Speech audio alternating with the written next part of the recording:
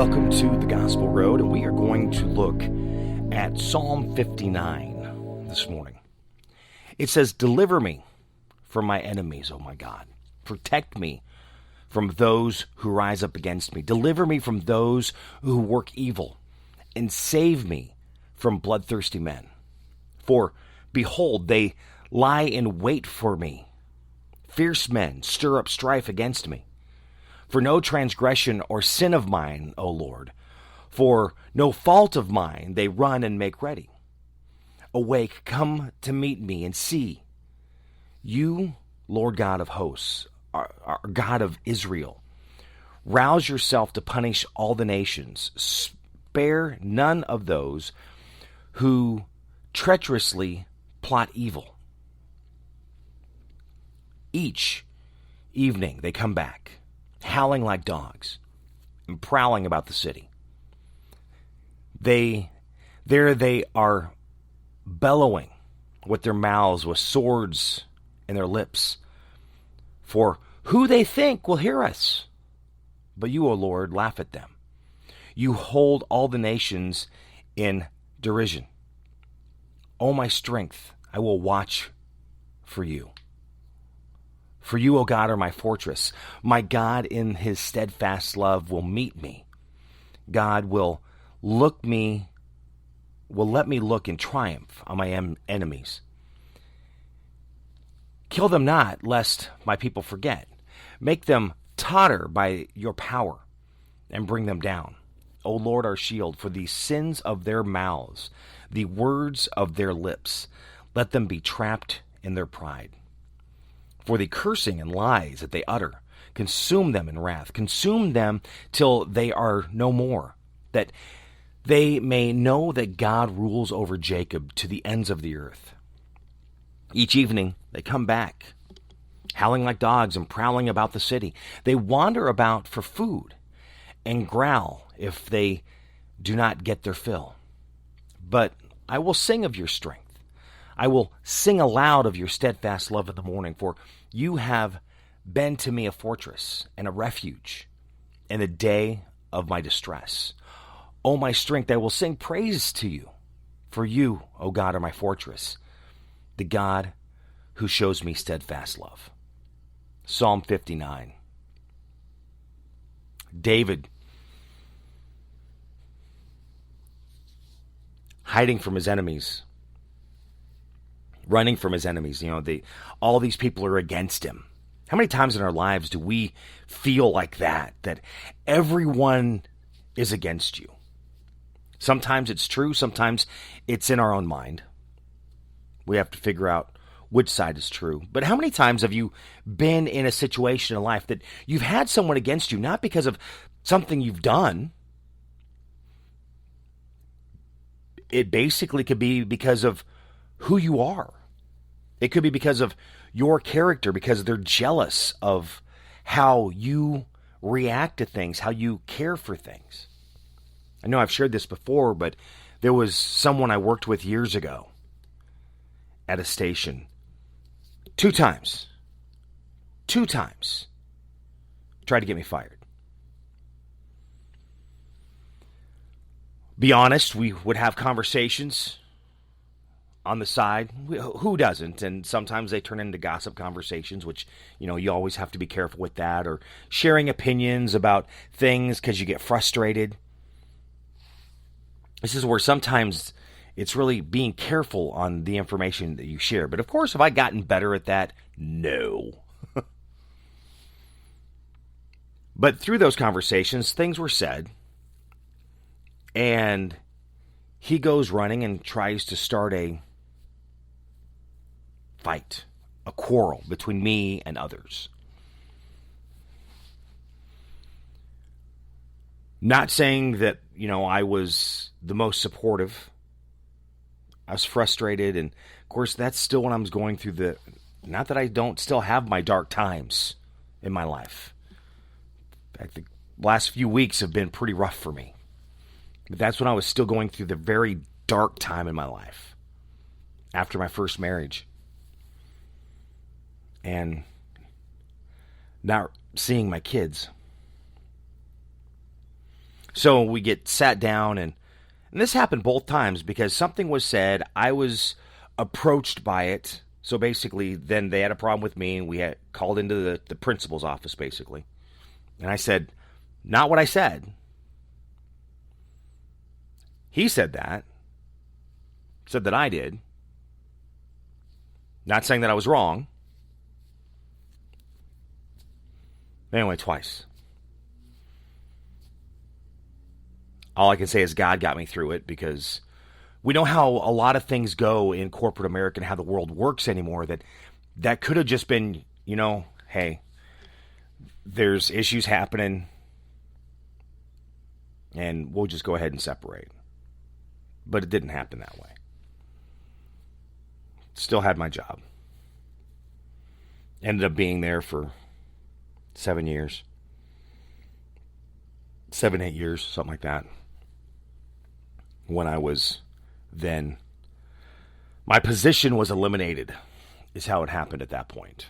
Because they consolidated the programming for the 2 country stations. But these are the things that we deal with every day. And we, especially when it comes to work, we probably deal with that because maybe there's someone that you've done nothing wrong to them, you've done nothing bad to them, but they just see something in you that scares them, that they're jealous of, that they wish they had. So you must be after their job, even if you're not.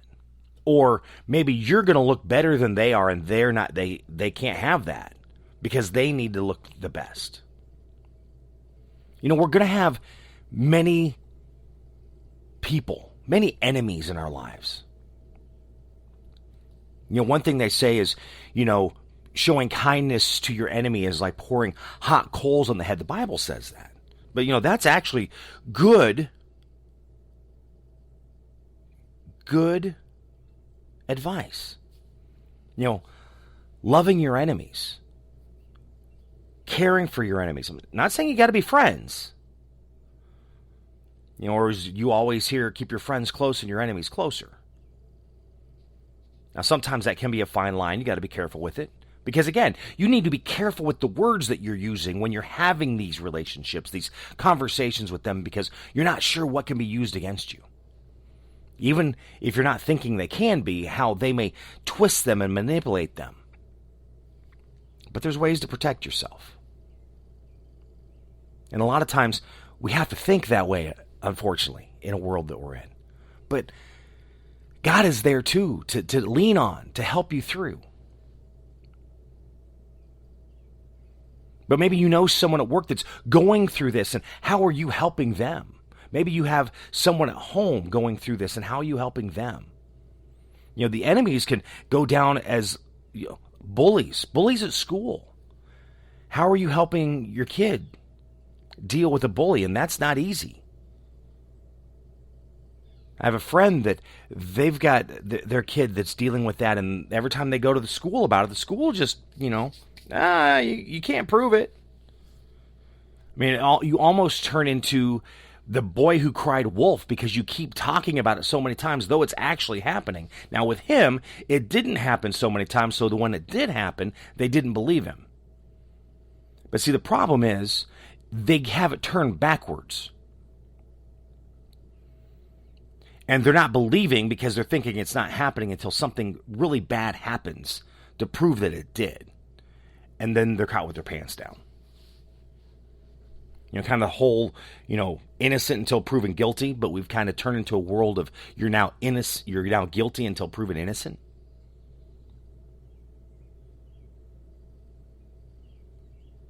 Because we are in a world that lacks trust for one another. And I cannot deny that I fall into that category just as bad as everyone else because of things that have happened. I know we see the positive memes every day. We are not our past. You know how hard it is to fight that past, to keep it out of your brain. I was at the Mercy Me concert here in town last night. And One of the things that we always hear, and Bart mentioned it again, and I even remember it a little bit growing up in church, a little bit, because they were, as Bart said last night, he's grew up Southern Baptist, so he can tell you how bad you are. And I remember I grew up Pentecostal charismatic. I remember leaving church, and I remember being told how bad I am, not how good I am. It's always converting the sinner, not telling you how God sees you. God sees how you're beautiful, you're wonderful, you're successful, you're smart. See, God looks at you in a completely different set of eyes that we do not see ourselves. One thing he said last night, because we always talk about love your neighbor as yourself, and I say that a lot. But he and this is a very interesting way to think of it, because we don't see a lot of love, we're seeing a lot of hate. But it says, love your neighbor as yourself. And he says, what if we're getting that right? We are loving our neighbors as ourselves really well. Maybe we're getting that 100% dead on. But the problem is, we do not like ourselves. So how can you love your neighbor as yourself when you are not loving yourself? Remember, it's love, love, love. Love God, love your neighbor, love yourself. Do I love myself? Absolutely not. I fail daily there. And that hurts me in many different ways. With friends, family, work. I have problems with that. Because, no, I do not.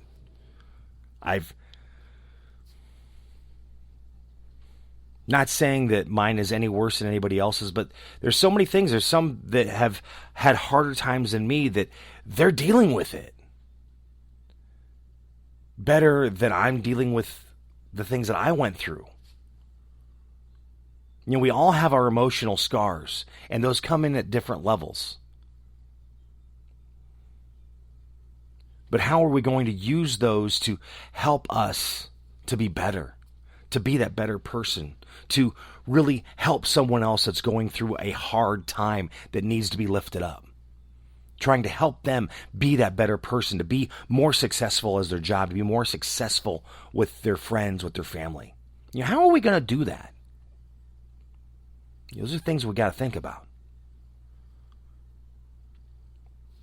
And it's all great advice as we are trying to be the best that we can be, because being better today than I was yesterday, with the goal of being better tomorrow than what I am today. Building blocks every day through the path, the journey, the walkway, however you want to say it, as we're going through life. We're always growing, we're always learning. We're always changing. Because as we're aging, we're getting wiser. We should be, because we're learning more. We're understanding more. We're seeing how things work. It's not when we kind of figured it out and it worked. Now we are knowing. See, that's that age as we grow older to learn things. There's so much happening out there right now that we need to be there for one another. We need to lift up one another. Are we going to agree with each other 100%? No. Never will we agree 100%. But there's a common ground that we can find, that we can use that as our connection and build on that. And then have conversations. Not fights, not shutting people out and not talking to them anymore because they hurt your last feeling. Because your emotions got broke again, and maybe it wasn't them that broke your emotion. Maybe you broke your emotion because you're being sensitive. Sometimes we can be oversensitive. I can be overly sensitive. Happened to me the other night.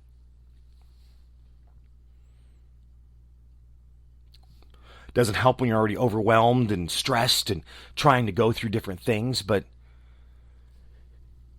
You never know what somebody's going through that you meet every day. It could be one of the worst days of their life. So be kind. Give them a smile. Treat them nice. Same thing at work. Maybe you see them every day. You never know what they're going through that day. Treat them nice. Be kind. Chatting with a friend over the weekend and talking about different things that are going on, and I say that how I do stuff and I'm not one. I used to be terrible at this, of holding grudges, and I'm not saying that I'm the best at it now, but certainly not what I used to be. But I try to be the best person I can. I try to give the best support that I can, even if I agree or disagree with the decision that's been made. And he looks at me and he goes, "You're better than me." He goes, "I don't know that I could do that. There was a time that I couldn't do that."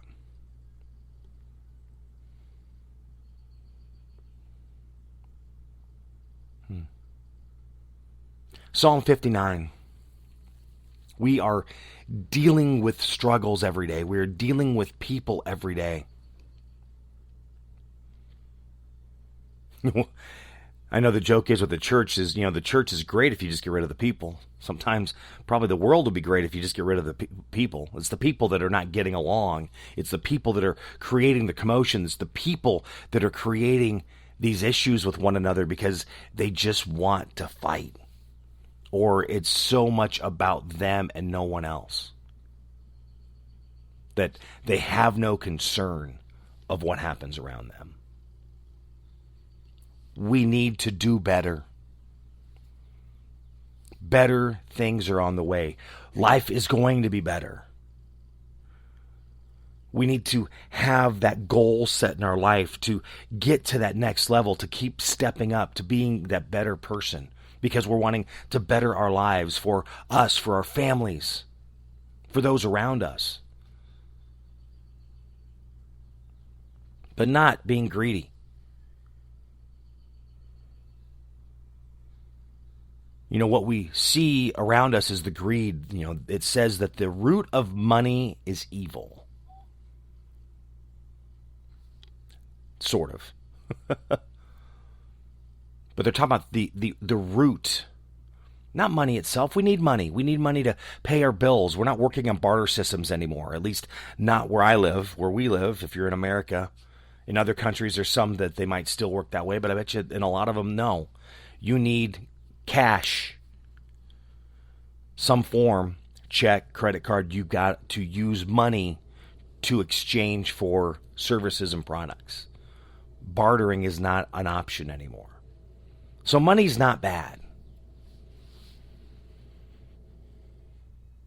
But it's how that money can control you and what are your intentions with that money, how you're trying to gain it, to grow it. The Bible talks about the talents. The master gave 3 servants a talent. One went and doubled it. Another went and made one back. And then the last one buried it and did nothing with it. And the one that buried it and did nothing with it, because he was being greedy, was afraid he was going to lose it, was evil. And see, sometimes when it gets to that greed part, that's what happens to us, is we keep bringing the money in, and it might be growing, but it keeps coming and coming and coming, and we're burying it. We're doing nothing good with it. We're not being responsible. We're not being good stewards with it, and maybe we're taking it and spending it all on us and our family and not doing anything for anyone else, where others are taking money that they come in and they're helping people that are in need. It's the intentions you have with that.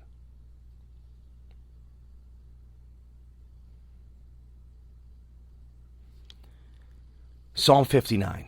Read that today. How does it help you to get through life? I say that every week. To really read it for yourself, to really see how it speaks to you to become that better person, to be better. Be better today than yesterday. And as you're getting better today, that's growing to set you up to be better tomorrow than today. Because better days are on the way. And we just keep moving forward that way. Like I said, I fail at loving myself. But that's one of the things we do need to work on, because we have to like ourselves. We have to love ourselves. Because how can you love anyone else if you don't love yourself? I mean, there's one thing that says that, if you say that you love God and hate your neighbor, then you're a liar. Because love and hate cannot live in the same area. Which then makes me ask, am I a liar? I don't really hate myself, though. Just not very fond of myself. But does it still make me a liar? If I'm not fond of me, does that mean I'm not able to be fond of God and not be able to be fond of others?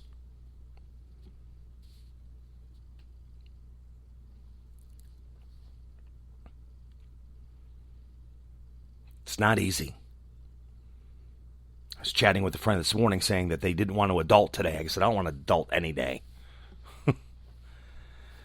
Got to get laundry done for the house. As things are, I don't know where they are with my parents. My mom's still having problems with her oxygen. My dad, he's just still my dad. That's a completely different frustration there. I know there's a fence that I need to work on today because during one of our storms, one of the boards is loose, so I need to get that tightened up. Got a faucet yesterday. Faucet needs to get replaced. I don't know if I'll get that done today. I got a friend that's going to help me with that. Because I'll be honest, I'm not really a handyman. Not at all. I don't want to adult today either. Many days, I'm sure many of us don't want to, because being an adult is a lot harder than what we thought it was going to be when we were a kid. But we just keep pushing forward. Psalm 59, read that today. How does it help you to be better? Because that's the goal, to be better. We to be better so we can help others be better. To really lift them up, not kick them when they're down, but to build them up, to help them be that better person as well. If you enjoyed this, you can always share it on social media. Find me on social media, Facebook, Twitter, Instagram, TikTok, YouTube, My Buddy Jimmy, mybuddyjimmy.com. Also give a rating for this on your platform that you're listening. I always appreciate that. Thank you for listening to The Gospel Road. Have a great day. God bless. Spinal adjustments provided by Dr. Chad Rolfson. The Spinal Tuning Chiropractic Center is a Des Moines area low flat fee per month unlimited chiropractic care practice. When life happens, just adjust. Schedule today at spinaltuning.com. If you're looking for help with software, app, web development, be sure to check out my friends at ingenuitycompany.com. They believe in their clients. Software development, app development, web development, visioning, design thinking, diagramming, organizational development, strategy. They can help you at the Ingenuity Company. Find out more at ingenuitycompany.com.